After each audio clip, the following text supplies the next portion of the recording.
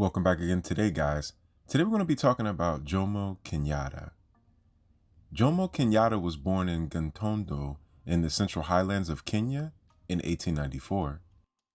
He was born into the Kikuyu people or tribe, which is one peoples of the 44 ethnic groups in Kenya.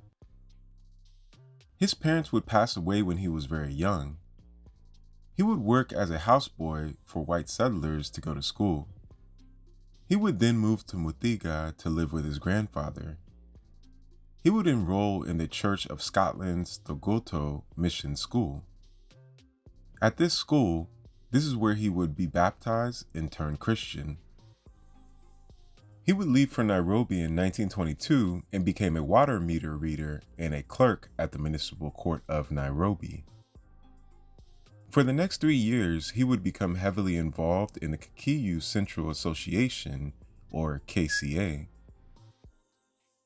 In 1925, he would leave his post in the government and 2 years later would become Secretary General of the KCA. He would also become the editor for the Kikuyu newspaper. The KCA would make him an emissary to England, and once in England, he would present presentations to the Colonial Office of England from 1929 to 1930. He would be sent back to Kenya, and in 1931 he would go back to England and stayed until 1946. During his time in Europe, he would study anthropology at the London School of Economics. Kenyatta would also write newspapers, give lectures, travel, and take participation in the Pan-African Congress. He would also write a book called Facing Mount Kenya. In this book, he writes about his tribe, the Kikuyu people. Once he returned in 1946 to Kenya, he would be looked at as one of the people to push for Kenya's freedom from the British. Upon his return, he would become president of the Kenyan African Union. In the early 1950s, the Mau Mau movement would arise up. In the early 1950s, the Mau Mau movement would arise. This was a group in Kenya that believed in force and violence to push the British out. The British would respond to this by not only killing and detaining Kenyans, but also arresting and accusing Kenyatta of managing the Mau Mau. In 1952, Kenyatta would be imprisoned and denied this charge. He was also charged with 97 other Kenyan African Union leaders. He would be charged with the murder of Chief Kungu. He would also be sentenced to 7 years in hard labor. In 1961, when he was released, not all, but many Kenyans praised him and his popularity even grew stronger. This would become realization with the help of international and national protest. I do want to make this clear, like every country, everyone does not agree. In Kenya, certain tribes feel Kenyatta stole land from them and do not see him in the best light. Some people believe he introduced tribalism into politics and disposed of certain figures in Kenya. Kenyatta would join the Kenyan African National Union, and in the 1963 general elections, the KAN Union won the majority seats in the new National Assembly. This led to Kenya's independence and Kenyatta becoming president in 1964. Kenyatta would also ask for Kenyan politician camps to come together. His national slogan was Harambee, meaning pull together. While the British were losing their grasp on other African countries, the British settlers were very scared of their well-being and the advantage that they had in Kenya. The British Kenyans would request a meeting with Kenyatta in a hall room. Kenyatta would take 4 government advisors with him. He would be advised by the advisors that the settlers had to go from the country and to give back the land. In his speech, he did the opposite. He told the settlers that they could calm down, that nothing would happen to them. He ensured them that if they acted to the rules of the country, that they would be treated like normal citizens.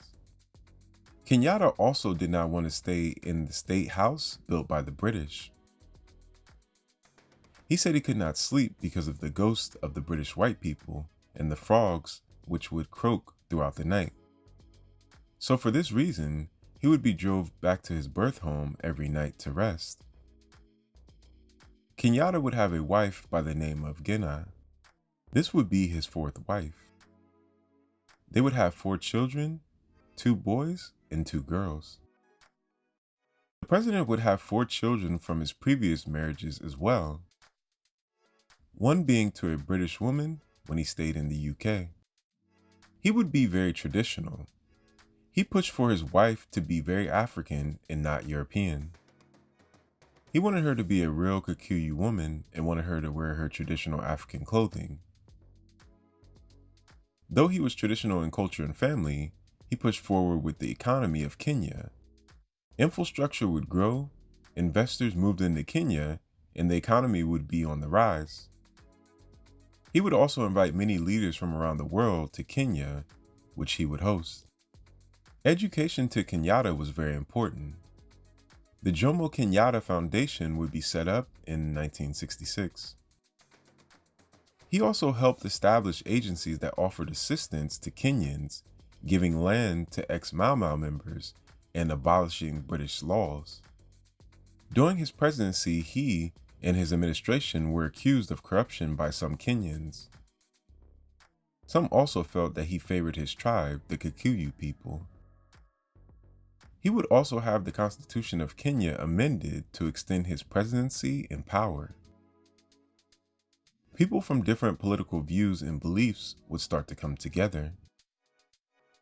Former Vice President Odinga set up an opposition party against Kenyatta.